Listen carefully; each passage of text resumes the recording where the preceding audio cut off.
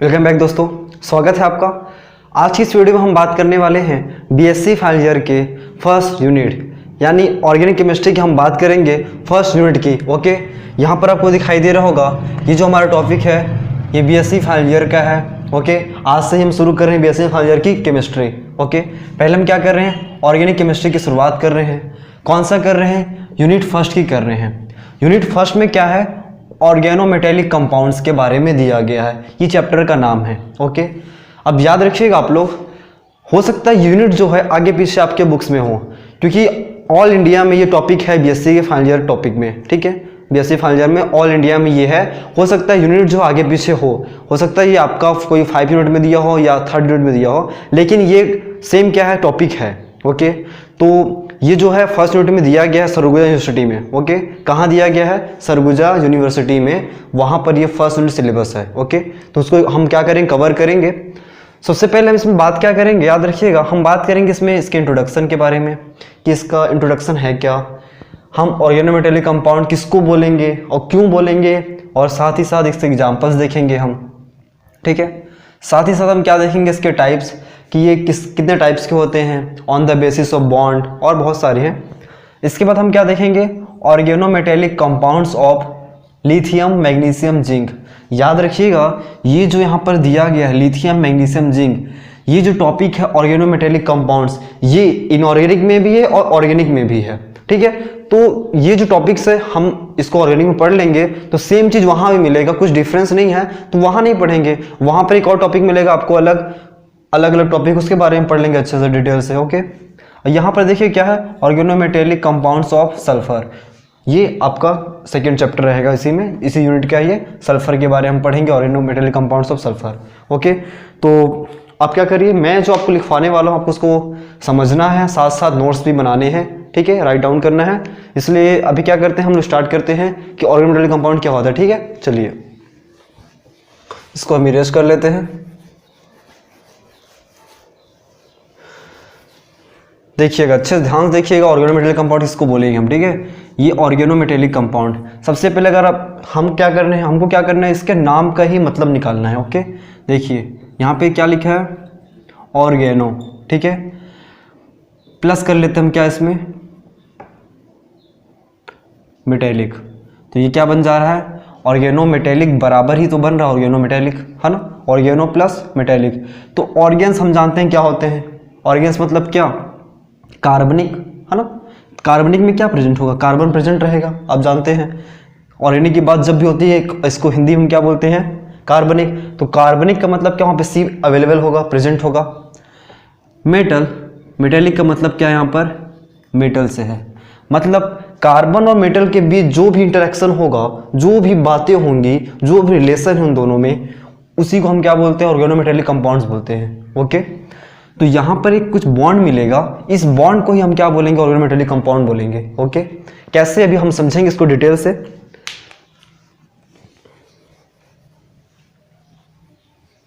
देखिएगा, हमने बात की ना ऑर्गेनोमेटेलिक कंपाउंड, मैं इसको शॉर्ट्स कर देता हूँ ऑर्गेनोमेटेलिक कंपाउंड को, ओ से ऑर्गेनो, एम से मेटेलिक, सी से कंपाउंड, ऑर्गेनोमेटेलिक कंपाउंड। क्यों लंबा नाम है, बार बार बोलने में थोड़ा अजीब लगता है, तो OMC से हम इसको याद रखेंगे, ऑर्गेनोमेटेलिक कंपाउंड, इसका फुल फॉर्म शॉर्ट्स में आप लिख सकते हैं। अब क्या होता है देखिएगा ना, ये हमारा कोई भी एक मेटल और ये एक कार्बन।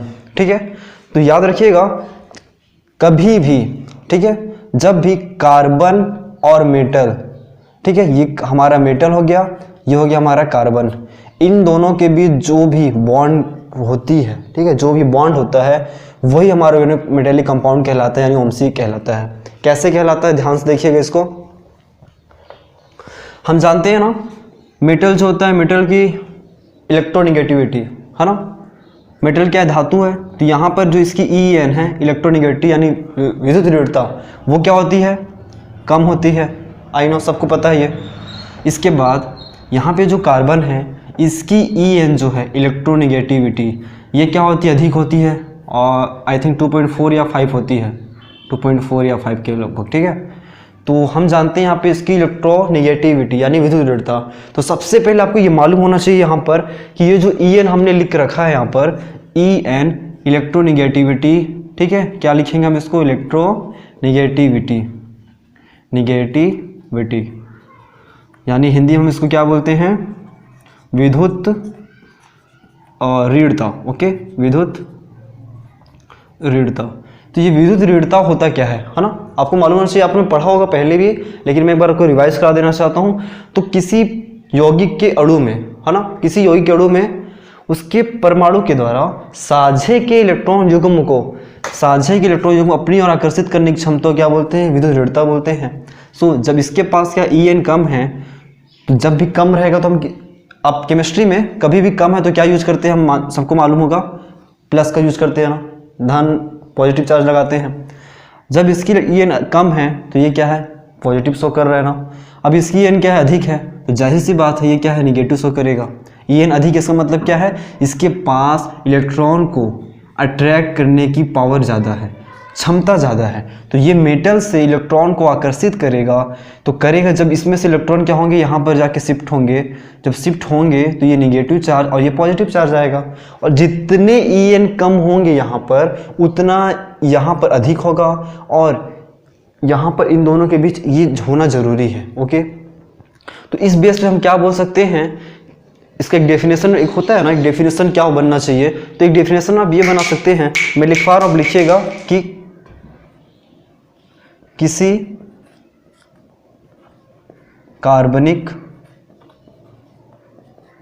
यौगिक में, ठीक है, या आप इसको लिख सकते हैं कोई भी कार्बनिक यौगिक, कोई भी ऑर्गेनिक कंपाउंड, ठीक है, कोई भी ऑर्गेनिक कंपाउंड या कार्बनिक यौगिक जिसमें, आप यहाँ पे कोई भी डाल लीजिएगा, ठीक है, वो ज़्यादा बेस्ट रहेगा, डेफिनेशन बन जाएगा। कोई भी कार्बनिक यौगिक जिसमें, ठीक है, जिसमें कार्बन परमाणु, ठीक है, सी से क्या कर लेते हैं हम, कार्बन परमाणु डायरेक्ट, ठीक है, डायरेक्ट यानी सीधे, डायरेक्ट मेटल से जुड़ा रहता है, उसे ही ऑर्गेनोमेटेलिक कंपाउंड कहते हैं। ठीक है, तो कोई भी कार्बनिक यौगिक जिसमें कार्बन परमाणु डायरेक्ट मेटल से जुड़ा है, ठीक है, मेटल जो है डायरेक्ट कार्बन से जुड़ा है। आप ये भी बोल सकते हैं कि कोई भी कार्बनिक यौगिक जिसमें मेटल डायरेक्ट कार्बन से जुड़ा है, लेकिन कॉमन चीज़ क्या याद रखिएगा, मेटल का कार्बन से जुड़ा होना बहुत ज़रूरी है इस कार्बन से, तभी वो ऑर्गेनिक यानी ऑर्गेनोमेटेलिक कंपाउंड यानी OMC कहलाएगा। Okay, understand. इस बेस पर हम क्या लिख सकते हैं, ये मेटल है हमारा, या ऐसा भी लिख सकते हैं आप, ये कार्बन है, ये मेटल है। ठीक, इस परिभाषा के अनुसार कि कोई भी कार्बनिक यौगिक जिसमें कार्बन परमाणु डायरेक्ट मेटल से जुड़ा रहता है, उसे हम क्या बोलते हैं, उसे ही OMC कहते हैं यानी ऑर्गेनोमेटेलिक कंपाउंड कहते हैं। जैसे ये कार्बन है, ये मेटल है, तो इसी को हम बोल रहे हैं। और जब भी मेटल में से क्या इलेक्ट्रॉन निकलेंगे तो यहाँ पे आएंगे, यहाँ पे ऋणावेश आएगा, यहाँ पे धनावेश आ जाएगा। ओके, ये था एक सिंपल सा डेफिनेशन। लेकिन एक और हम डेफिनेशन लिख सकते हैं, ये क्या है, यहाँ पर क्या शो कर रहा है, ये En को शो कर रहा है यानी इलेक्ट्रोनेगेटिव को शो कर रहा है। यहाँ पर कार्बन इलेक्ट्रोनेगेटिव अधिक है और यहाँ पर M की क्या है, लेस है, कम है। ओके, तो इस बेस पे हम एक और डेफिनेशन बना सकते हैं, उसको आप लिखिएगा। ठीक है, इसको मैं इरेज कर देता हूँ, आप स्क्रीनशॉट ले सकते हैं या आप इसे लिख सकते हैं। ठीक है, इसको मिटा देता हूँ।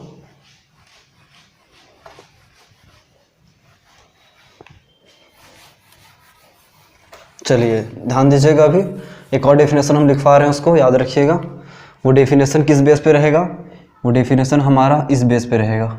ओके, कार्बन मेटल के जो बॉन्ड शिफ्टिंग है इसके बेस पे रहेगा। ये यहाँ पे पॉजिटिव चार्ज है, हम जानते हैं इसकी En क्या है, हमारी इसकी En क्या है, अधिक है, और इसकी En क्या है यहाँ पर, कम है। ठीक है, तो इसके बेस पे एक परिभाषा बनता है, तो क्या लिखेंगे आप, जब भी, ठीक है, कार्बन परमाणु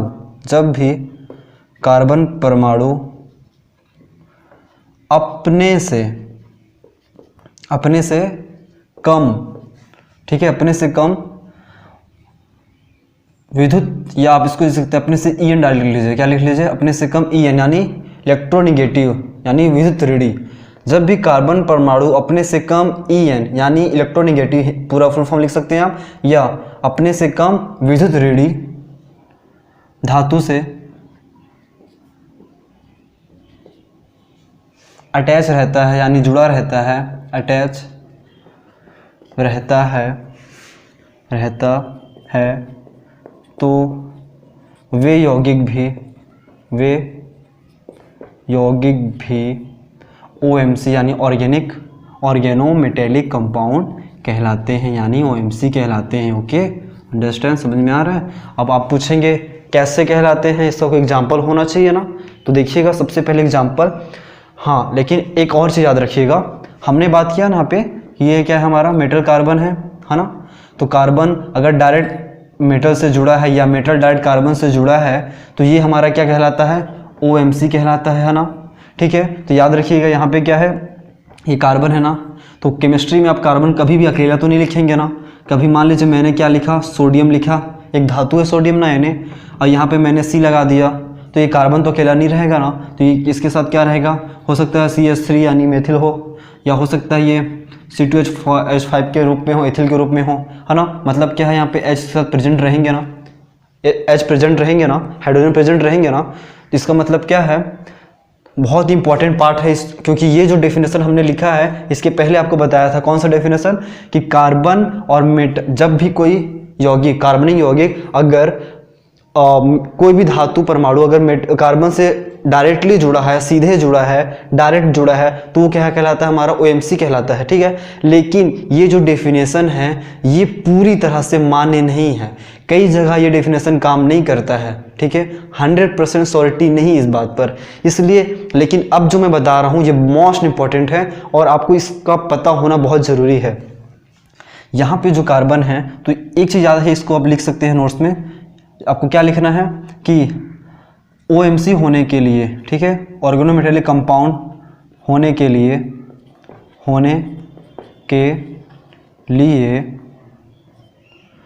यौगिक का, आप क्या लिख लीजिए,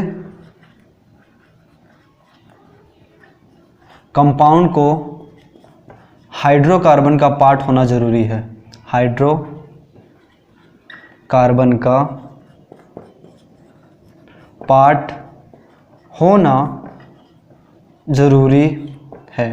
ठीक है, मैं किसके बारे में बात कर रहा हूँ आपको आई थिंक समझ में आ गया होगा कि ये जो मेटल है हमारा और ये कार्बन है, ये हमारा मेटल ऑर्गेनोमेटेलिक कंपाउंड कहलाता है। क्यों कहलाता है, कार्बन मेटल से डायरेक्टली अटैच है इसलिए कहलाता है। लेकिन ये जो कार्बन है कभी भी अकेला नहीं मिलेगा, ये हमेशा इसके साथ हाइड्रोकार्बन प्रेजेंट रहेंगे। ये CH3 के रूप में, C2H5 के रूप में कुछ भी हो सकता है, और यहाँ पे मेटल के रूप में कुछ भी Na हो सकता है, Mg हो सकता है, Fe हो सकता है, कुछ भी हो सकता है। ठीक है, तो इम्पॉर्टेंट ये है कि हाइड्रोकार्बन प्रेजेंट होगा तभी वो OMC कहलाएगा यानी ऑर्गेनोमेटेलिक कंपाउंड कहलाएगा। ठीक है, तो हमने अभी तक क्या पढ़ा, आप इसको रिवाइज कर लीजिए एक बार। सबसे पहले हमने ये पढ़ा कि ऑर्गेनोमेटेलिक कंपाउंड किसको बोलते हैं, तो उससे बोलेंगे जो भी कार्बन धातु से अटैच होगा, डायरेक्ट अटैच होगा। ठीक है, कोई भी धातु अगर कार्बन से डायरेक्ट अटैच है, ठीक है, डायरेक्टली अटैच है, ठीक है, तो वो क्या कहलाता है, हमारा OMC कहलाता है। OMC का मतलब है ऑर्गेनोमेटेलिक कंपाउंड कहलाता है। नंबर 1 ये था। नंबर 2 ये है, हम जानते हैं मेटल की इलेक्ट्रोनेगेटिविटी क्या होती है, कम होती है और कार्बन की अधिक होती है। इस कारण मेटल के ऊपर धन आयन आ जाता है यानी पॉजिटिव चार्ज आ जाता है, और कार्बन के ऊपर ऋण विद्युतीय चार्ज यानी निगेटिव चार्ज आ जाता है।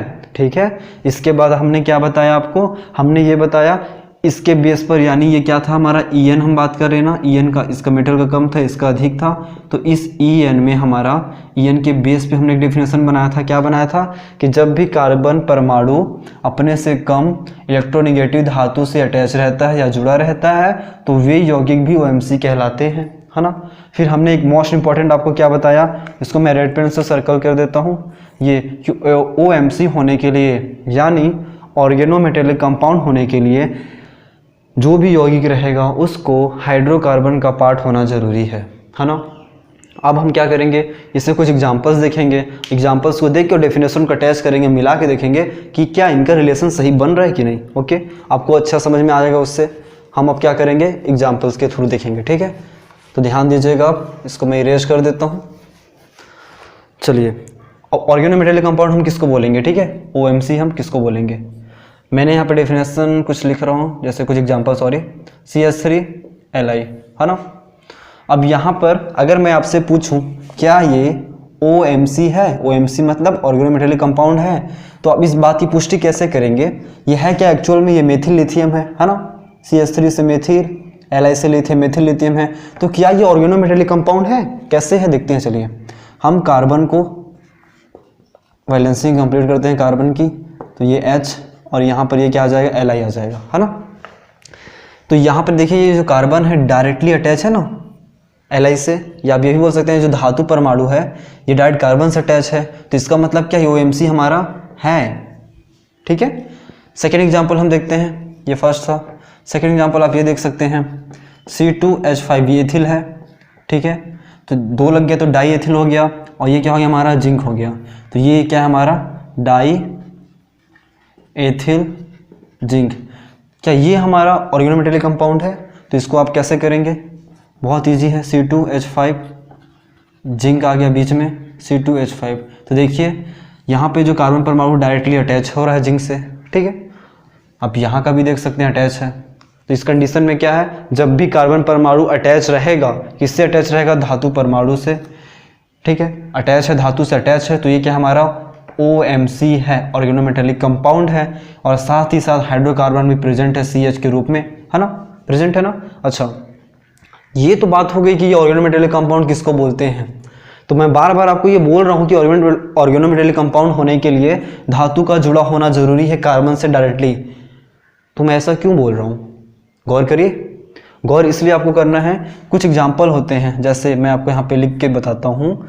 सोडियम है हमारे पास, ठीक है, और हमारे पास क्या है, मान लीजिए हम क्या लेते हैं, नहीं इसका एग्जाम्पल नहीं, इसका एग्जाम्पल लेते हैं हम, ठीक है। ये है हमारा NaCN, ठीक है। तो क्या ये आप बता सकते हैं ये क्या सोडियम साइनाइड है, क्या है हमारा, पहले आप इसका नाम लिख लीजिए, सोडियम साइनाइड। तो क्या ये जो NaCN है, क्या ये OMC है, ऑर्गेनोमेटेलिक कंपाउंड है, आपको क्या लगता है। आप बोलेंगे जी हाँ बिल्कुल है, कैसे है, आप बोलेंगे Na है और ये जो हमारा है बॉन्ड बन गया और ये CN आ गया, तो कार्बन है, धातु से प्रेजेंट है, धातु से अटैच है, डायरेक्टली जुड़ा हुआ है ना, तो ऑब्वियसली होना चाहिए ना, लेकिन ये नहीं है। ओके, ध्यान दीजिएगा, इसी पॉइंट को समझना है आपको। क्यों नहीं है, क्योंकि यहाँ पर जो Na है, ठीक है, Na का आप देखेंगे इसका इलेक्ट्रॉनिक विन्यास का, बाहरी कोष का निकाल लेते हैं हम लोग, 1s2 2s2, Na का होता है परमाणु क्रमांक 11, ठीक है। तो 1s2 2s2, 2p कितना आएगा बताइए, 2p 6 3s1, है ना, यही आएगा ना। तो बाहरी कोष में क्या है, इसका 1 इलेक्ट्रॉन है, यानी हम जानते हैं क्या है कि Na जो होता है वो +1 स्टेट में क्या करता है, स्टेबल होता है, स्थायी होता है, मोर स्टेबल होता है +1 स्टेट में। और आप याद रखिएगा, अच्छा यहाँ पर प्लस चार्ज लग जाएगा क्योंकि स्टेबल Na प्लस है, और CN ऑब्वियसली माइनस के रूप में रहेगा, नेगेटिव चार्ज रहेंगे इसके ऊपर। अच्छा, सबसे इम्पोर्टेंट बात ये भी है इसमें कि जब भी हम मेटल को अटैच करेंगे कार्बन से, है ना, तो कार्बन से अटैच करने के लिए यहाँ पर देखिए, यहाँ पे तो हमारे पास हाइड्रोकार्बन नहीं था ना, इसलिए तो पहला रीज़न तो ये हो गया कि ये हमारा OMC नहीं है, है ना, OMC नहीं है। सेकेंड रीज़न आपको मैं ये बता देना चाहता हूँ कि आप याद रखिएगा इस चीज़ को, मेजर पॉइंट यही है इसका कि जब कभी भी आप अगर इसको बनाएंगे OMC के रूप में, तो हम जानते हैं ऑक्सीडेशन जब होता है इसका, ठीक है, ऑक्सीडेशन स्टेट जो होता है इसका OMC बनने के लिए, ठीक है, OMC बनने के लिए ऑक्सीडेशन स्टेट क्या होता है, 1 से यानी +1 से +2 या +3 स्टेट में जाता है। कौन जाएगा, मेटल का जो यहाँ पे कोई भी परमाणु रहेगा वो 1 से या 3 तक उसको जाना पड़ता है उत्तेजित होकर, ठीक है, हायर स्टेट में जाता है। क्यों जाता है, क्योंकि ये इलेक्ट्रॉन को डोनेट करता है ना, कैसे दाता परमाणु ना हो जाता है ये, यही तो इलेक्ट्रॉन इसको देगा, तब ना यहाँ पे नेगेटिव चार्ज आता है, ठीक है। तो यहाँ पर Na क्या है, उसकी 1 पहले से ही, तो ये कैसे दे सकता है, स्टेबल नहीं होगा ना, वो पहले से स्टेबल है ना, इसलिए OMC का ये एग्जाम्पल है, लेकिन ये OMC नहीं है, यानी ऑर्गेनोमेटेलिक कंपाउंड नहीं है। इसका रीजन आई होप आप लोग को समझ में आ गया होगा, ठीक है। और भी कुछ एग्जाम्पल्स हैं इंपॉर्टेंट्स, मैं आपको भी लिखवा देना चाहता हूँ। ओके, अब देखिए यहाँ पर मैंने कुछ इंपॉर्टेंट एग्जाम्पल लिख रखे हैं, ठीक है। ये क्या है, हमने क्या लिखा है यहाँ पर, OMC के कुछ बहुत ही एग्जाम्पल, मेन इंपॉर्टेंट एग्जाम्पल लिखे हैं, ठीक है, यानी ऑर्गेनोमेटेलिक कंपाउंड के कुछ बेसिक एग्जाम्पल हैं, बहुत ज़रूरी है, आपको मालूम होना चाहिए। ये आपका MCQ से भी पूछ सकता है। ओके, देखिए पहला क्या है, first organometallic compound of transition metal, ठीक है। जो ट्रांजिशन मेटल होते हैं यानी डी ब्लॉक के तत्व, उनमें सबसे पहला ऑर्गेनोमेटेलिक कंपाउंड कौन था, है ना। तो देखिए यहाँ पर मैंने फॉर्मूला लिख रखा है, KPT यानी प्लेटिनम Cl3C2H4 होता है। के ऊपर पॉजिटिव चार्ज रहेगा, यहाँ पे माइनस आ जाएगा। अगर हम चाहें इसका स्ट्रक्चर लिखें तो कैसे लिखाएगा, आप ध्यान दीजिएगा। यहाँ पे हमारा रहेगा प्लेटिनम, यहाँ पर रहेगा एक क्लोरीन परमाणु, ठीक है, यहाँ पर रहेगा हमारा एक क्लोरीन परमाणु, यहाँ पर है एक Cl परमाणु, और यहाँ पर हमारा रहेगा क्या, आप यहाँ पर Cl डाल लीजिए, यहाँ पर डाल लीजिए क्या, CH2 डबल बॉन्ड CH2, ठीक है। तो ये हमारा प्रेजेंट हो गया। आप यहाँ पे क्या लिख सकते हैं, K+, ओके, और यहाँ पर लगा दीजिए क्या, नेगेटिव चार्ज। ये है हमारा first organometallic compound of transition metal and D block में ये पहला ऐसा कंपाउंड था, ठीक है, जो ऑर्गेनोमेटेलिक कंपाउंड है, ठीक है। इसका आपको एग्जाम्पल और स्ट्रक्चर याद रखिए, एग्जाम में आपको लिखेंगे ज़्यादा बेहतर रहेगा।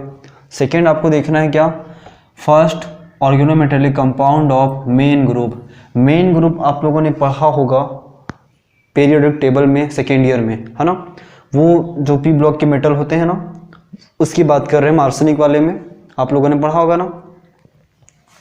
तो देखिए यहाँ पे क्या होगा, आर्सेनिक रहेगा। अच्छा, उसका नाम क्या था, याद रखिएगा, इसका नाम है कैकोडाइल ऑक्साइड, ठीक है, कैकोडाइल ऑक्साइड था वो।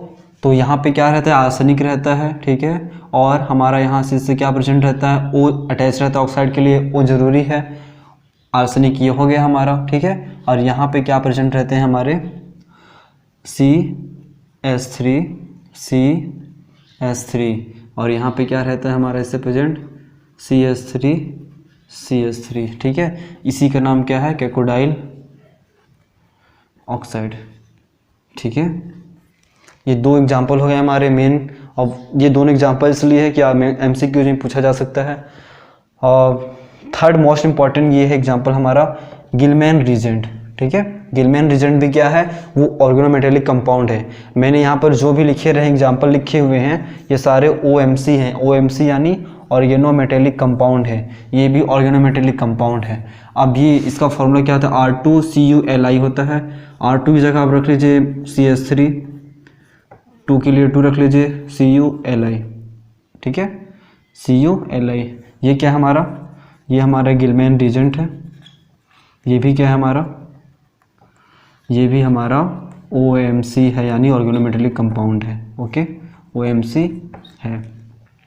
क्यों है आपको साफ जाहिर पता चल रहा होगा कि ये CH3 है ना, ये कार्बन से डायरेक्ट अटैच है ना, यहाँ पर है ना, कॉपर है, प्रेजेंट है, ठीक है। अच्छा, तो ये तो बात होगी हमारी कुछ बेसिक इम्पॉर्टेंट एग्जाम्पल्स की, ठीक है। आई होप आप लोगों को ये लेक्चर समझ में आया होगा। इस लेक्चर में हमने क्या बात किया कि नॉर्मली या बेसिकली आप ये बोल सकते हैं कि OMC का डेफिनेशन क्या होता है। अच्छा, ठीक है, हमने उसके डेफिनेशन के बारे में बात की। सेकेंड, हमने ये बताया कि उसकी इलेक्ट्रोनेगेटिविटी के आधार पर डेफिनेशन क्या बनेगा, तो 2 डेफिनेशन हमने बताया आपको। तीसरा इंपॉर्टेंट हमने ये बताया आपको कि ऑर्गेनोमेटेलिक कंपाउंड यानी OMC होने के लिए जो भी कार्बन रहेगा उसको हाइड्रोकार्बन का पार्ट होना जरूरी है ना, क्योंकि हमारे पास एग्जाम्पल तो था ही ना, Na और Cn, सोडियम साइनाइड। तो ये OMC नहीं था हमारा, क्यों नहीं था, हमको मालूम है NaCN, यहाँ पर कोई भी हाइड्रोकार्बन पार्ट नहीं है और Na स्टेबल था, ठीक है। इसी प्रकार हमने आपको ये भी बताया कौन कौन से इसके एग्जाम्पल होंगे और कौन कौन से नहीं होंगे। अच्छा, एक और छूट गया है, मैं इसको यहाँ लिख देना चाहता हूँ, ध्यान दीजिएगा आप उसको। सबसे इम्पोर्टेंट तो छुट्टी जा रहा है, सबसे इम्पोर्टेंट इस चैप्टर का भी इम्पोर्टेंट, जो एग्जाम में बहुत बार पूछा भी जाता है, और ऑर्गेनोमेटेलिक कंपाउंड भी है, बहुत इंपॉर्टेंट है, याद रखिएगा, बहुत ज़्यादा इंपॉर्टेंट है। क्या है वो, आप लोगों ने पढ़ा है इसके बारे में, ग्रिग्नार्ड रीएजेंट, ठीक है। आप जानते हैं क्या होता है, सबको मालूम है, RMgX होता है ना, RMgX होता है। तो R की जगह आप कुछ भी रख लीजिए, मान लीजिए हम CH3 रखते हैं, Mg की जगह Mg रहने देते हैं, X की जगह हम क्या रख लेते हैं, ब्रोमीन रख लेते हैं, ओके। तो यहाँ पर ये जो है कार्बन है, यहाँ पर ये मेटल का काम करेगा, मैग्नीशियम। तो ये क्या है, OMC हमारा है। ठीक है, मैं आपको ग्रिग्नार एजेंट के बारे में कुछ बता देना चाहता हूँ, बहुत इंपॉर्टेंट है। ग्रिग्नार एजेंट की खोज जो है विक्टर ग्रिग्नार ने की थी। किसने की थी? विक्टर ग्रिग्नार्ड ने कब की थी? 1900 में की थी। सन भी ऐसा ही आपको याद हो जाएगा आसानी से, आप लिख सकते हैं इसको। 1900 में खोज की थी विक्टर ग्रिग्नार्ड ने। ठीक है, अच्छा, इस खोज के बाद ही उनको 1915 में, यानी 15 साल के बाद, खोज के बाद उन्हें नोबेल प्राइज दिया गया। बहुत ही इंपॉर्टेंट है ये। बहुत ही कम ऐसे साइंटिस्ट हुए हैं जिनको नोबेल प्राइज मिला है, उनमें से ये एक थे, ग्रिग्नार्ड। ठीक है, विक्टर ग्रिग्नार्ड। इनको क्या मिला? 1915 का नोबेल प्राइज मिला था। किस बेस के आधार पे? उन्होंने 1900 पे RMGX की खोज की थी, इसलिए मिला था। ओके, और इसका केमिस्ट्री में बहुत इंपॉर्टेंस है और इसका अलग से हम लेक्चर बना के पढ़ेंगे इसके बारे में, इसकी क्या विशेषता है, क्या खासियत है, इसको कैसे बनाया जाता है, इसकी सावधानियाँ क्या हैं। ओके, सो दोस्तों आज की इस लेक्चर में सिर्फ इतना ही, बस इतना ही। ठीक है, आने वाली वीडियोस में हम इसके टाइप्स, इसका क्लासिफिकेशन और इसको बहुत ही डिटेल से पढ़ेंगे। सो तब तक के लिए बेस्ट ऑफ लक, मिलेंगे अगले वीडियो में। और अगर आप लोगों ने चैनल को सब्सक्राइब नहीं किया तो कर लीजिए, क्योंकि अब हमने केमिस्ट्री स्टार्ट कर दिया BSc फाइनल ईयर का। अब हम BSc सेकेंड ईयर का भी स्टार्ट करेंगे, फिर BSc फर्स्ट ईयर का भी। हम केमिस्ट्री के साथ साथ जूलॉजी और बॉटनी को भी ध्यान देते हुए चलेंगे। ओके, तो और कुछ वीडियोस हिंदी इंग्लिश के भी जो आपको समझ में नहीं आएंगे, आप कमेंट करिएगा, उसके ऊपर भी बनेंगे। ठीक है, तब तक के लिए बेस्ट ऑफ लक, मिलते हैं अगले वीडियो में।